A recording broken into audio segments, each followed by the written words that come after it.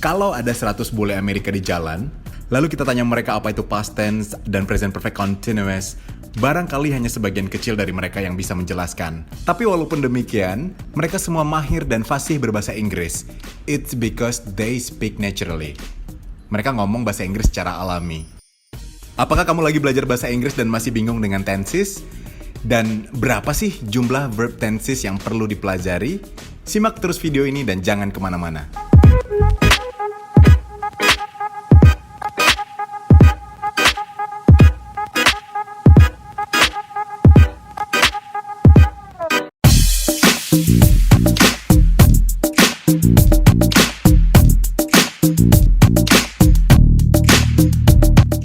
Halo, selamat datang di English with Ilham yang akan membantu kamu lebih memahami bahasa Inggris. Di video ini aku pengen menjelaskan apa itu tenses dan ada berapa jumlah tenses yang perlu dipelajari. Kita mulai dengan definisi tenses dulu nih. Apa itu tenses? Tenses adalah bentuk kata kerja yang menunjukkan waktu ketika suatu kegiatan atau kejadian terjadi. Selanjutnya, ada 3 bentuk verb tenses.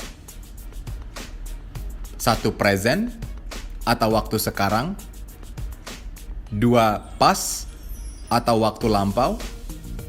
Dan 3. Future atau waktu yang akan datang. Contoh. Pertama, I study. Kedua, I studied. Ketiga, I will study. Pada kalimat pertama, kata kerja study menunjukkan waktu sekarang atau present. Pada kalimat kedua, kata kerja studied menunjukkan waktu lampau atau past. Pada kalimat ketiga, kata kerja will study menunjukkan waktu yang akan datang atau future. Dari 3 kalimat ini, dapat kita lihat perubahan bentuk kata kerja sesuai waktu terjadinya kegiatan tersebut. Study menjadi studied dan kemudian berubah lagi menjadi will study. Contoh lain. 1. He usually eats breakfast at 7 every morning. 2. He ate Chinese food 2 days ago. 3. He will eat chicken soup tomorrow. Nah, ada perubahan bentuk kata kerja dari contoh-contoh tersebut. Eat menjadi ate, lalu berubah menjadi will eat. Tergantung waktu atau kapan kegiatan tersebut terjadi. Kemudian bentuk present, past, dan future ini dibagi ke dalam 4 aspek, yaitu simple, continuous atau progressive, perfect, dan perfect continuous atau perfect progressive. Kalau dalam bahasa lain, misalnya bahasa Indonesia, konsep verb tenses ini tidak ada. Kita bisa memakai kata kerja pergi, misalnya untuk waktu sekarang, lampau, atau yang akan datang. Contoh, aku biasanya pergi ke kantor jam 7 pagi. Aku kemarin pergi. Aku akan pergi. Aku sedang pergi. Dari contoh-contoh tadi, kita bisa pakai kata kerja pergi untuk semua jenis waktu. Apakah sekarang, kemarin, atau minggu lalu, atau besok, minggu depan, 3 hari lagi, dan bentuk kata kerjanya tidak berubah, tetap pergi. P-E-R-G-I. Dalam bahasa Indonesia, untuk menggambarkan atau menyatakan waktu atau kapan suatu kegiatan itu terjadi adalah dengan menggunakan kata keterangan waktu. Misalnya, saya pergi kemarin, atau saya tadi pergi, atau saya sedang pergi, atau saya sudah pergi, atau saya mau atau akan pergi. Dari contoh-contoh tadi, dapat dilihat tidak ada perubahan terhadap kata kerja. Kata kerjanya tetap pergi.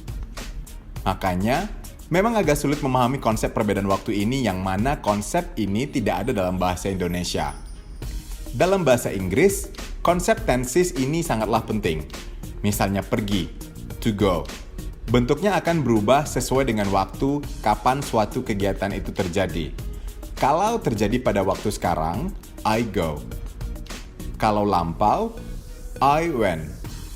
Kalau besok atau yang akan datang, I will go. Verb tenses memberikan kita informasi detail tentang waktu dan kejadian. Misalnya, apakah kegiatan itu sudah selesai dilakukan? Berapa lama kegiatan itu berlangsung? Apakah kegiatan itu diulang? Apakah kegiatan itu terjadi pada waktu spesifik atau tidak? Apakah kegiatan itu sebuah kebiasaan atau rutinitas? Atau apakah kegiatan itu direncanakan atau terjadi secara spontan? Oke, sekarang kita lanjut ke berapa jumlah verb tenses dalam bahasa Inggris yang sebaiknya perlu kita kuasai. Jumlahnya ada 12 verb tenses. Pertama, bentuk present, yaitu present tense, present continuous, present perfect, dan present perfect continuous.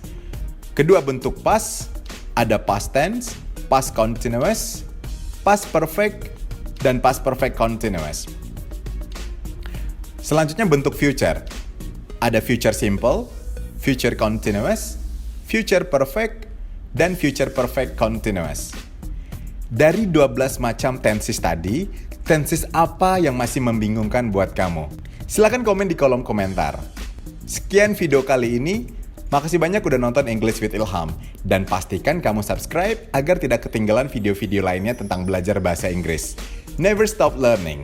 Jangan berhenti belajar. Sampai jumpa.